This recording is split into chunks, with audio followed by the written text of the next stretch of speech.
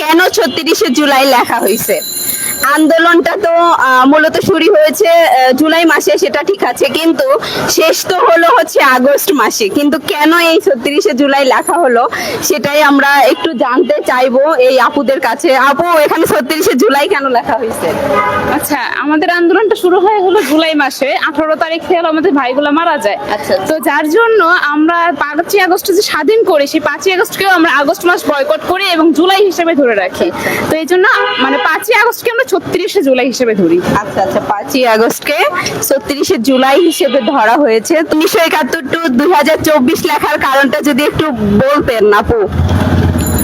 1971 সালে যুদ্ধ হয়েছে, 24 সালে আরেকটা যুদ্ধ হয়েছে। আচ্ছা, এটার জন্য দুইজনে আমাদের ভাইরা রক্ত দিছে। তো 1971 তো আমরা দেখি নাই, আর 2024 সাল তো আমরা দেখছি নিজের চোখে। তো ওনাদের রূপটা এখানে ফিরে আসছে। আচ্ছা আপু, এই ছবিটার দ্বারা কি বোঝাতে চাচ্ছেন? বোঝাতে চাচ্ছি যে এটা হচ্ছে হেলিকপ্টার দিয়ে যখন গুলিবিদ্ধ করা হচ্ছিল, বাচ্চারা তখন ছাদে বসে খেলছিল। তখন গুলি করে তাকে মারা হয়েছিল। সেটার জন্য আমরা এটা তুলে ধরতেছি যে আসলে ওনারা মানে একটা বাচ্চা, এটা বাচ্চা? হ্যাঁ, সে ছাদে খেলছিল, তখন তাকে গুলি করে তাকে মারা হয়েছিল। এটা আমরা তুলে ধরতেছি আসলে। একটু আগে আপনি আমাকে প্রশ্ন করলেন, আমি আপনাকে একটা প্রশ্ন করি। আমরা না হয় দেশপ্রেমের জন্য করছি, আপনি ভিডিওটা কেন করছেন? আমি শুধু আজকে না, আমি প্রথম দিন থেকেই ভিডিও করা, এবং আমি যদি মাঠে 2-1 দিন না গেছি, কিন্তু লাস্টের দিকে আমি আর থাকতে পারিনি আপনাদের এই সাহসিকতার কারণে। আর এখন ভিডিও করার উদ্দেশ্য হচ্ছে দেশে ছড়িয়ে দেওয়া, বিশ্বে ছড়িয়ে দেওয়া যে আমাদের বাংলাদেশের ছাত্ররা যে দেশ স্বাধীনের পরে দেশকে মানে রক্ষার্থে, দেশকে এই যে স্মৃতিগুলো ধরে রাখতে কিভাবে কাজ করে যাচ্ছে, অক্লান্ত পরিশ্রম করে যাচ্ছে, মূলত সেই উদ্দেশ্যে। এবং এই যে ছাত্রদের এইগুলো কাজগুলো বিশ্বের বুকে ছড়িয়ে দেওয়াই কিন্তু আমার কাজ। হ্যাঁ, ধন্যবাদ। এইভাবে আমাদের পাশে থাকবেন, আমাদের সবসময় সাপোর্ট করবেন যাতে আমরা আরো এগিয়ে যেতে পারি। এই যে শিক্ষার্থীগুলো সবাই মাঠে নেমে পড়েছে, বিভিন্ন দিক থেকে তারা চেষ্টা করে যাচ্ছে দেশটাকে সুন্দর পরিচ্ছন্ন রাখার, দেশটাকে সুন্দর করার, এবং এই যে দেয়ালগুলো দেখতে পাচ্ছেন, এই দেয়ালগুলো তারা রাঙিয়ে তুলতেছে এই স্বাধীনতার প্রতিকৃতি হিসেবে। এটা আবু সাইদের ছবি অঙ্কন করা হচ্ছে। এটা স্মৃতি আসলে কেন এখানে আঁকতেছেন যদি বলতেন?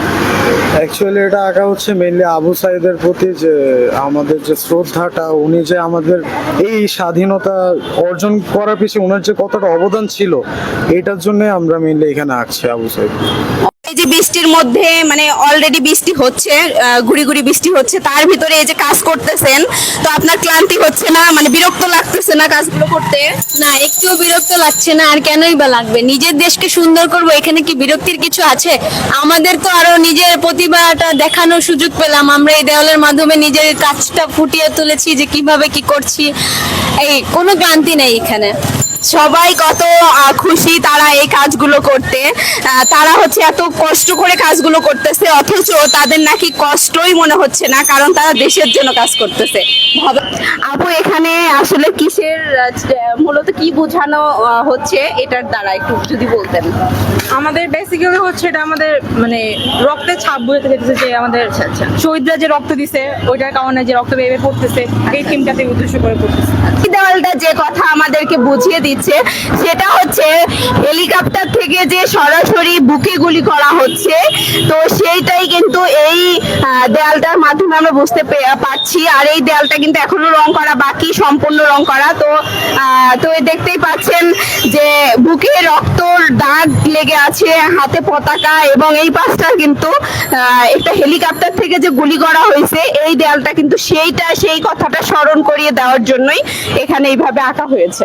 এত কিছুর পরে যখন আমরা স্বাধীন হলাম, তো সেটাই কিন্তু এই দেয়ালটা বহিঃপ্রকাশ দেখতে পাচ্ছেন। আমাদের ছাত্ররা যে তারা যে আমাদের অহংকার, এবং তারা যে এইভাবে ষড়যন্ত্রকে রুখে দিয়ে তারা বিজয় অর্জন করেছে, এটারই তার হচ্ছে বহিঃপ্রকাশ। এই যে হাত দেখতে পাচ্ছেন, এই যে শকুনগুলো দেখতে পাচ্ছেন, এই শকুনগুলোকে কিন্তু তারা হচ্ছে বিতাড়িত করেছে, এটাই বোঝানো হচ্ছে এই দেয়ালটা থেকে। এখানে আবারও আমি আবু সাইদের একটি প্রতিকৃতি দেখতে পাচ্ছি। আচ্ছা আপু, এই যে এগুলো যে করতে বলতেছেন এই খরচ টরচ সবকিছু কি নিজেদের দেওয়া না কোনো সংস্থা দেওয়া? না, এটা আসলে সংস্থা না, টোলার বাগের যারা আছে তারা আমরা সবাই মিলে নিজেরা। সিনিয়ররা যারা আছে তারাই আমাদেরকে রং কিনে দিচ্ছে, আমরা কাজ করতেছি।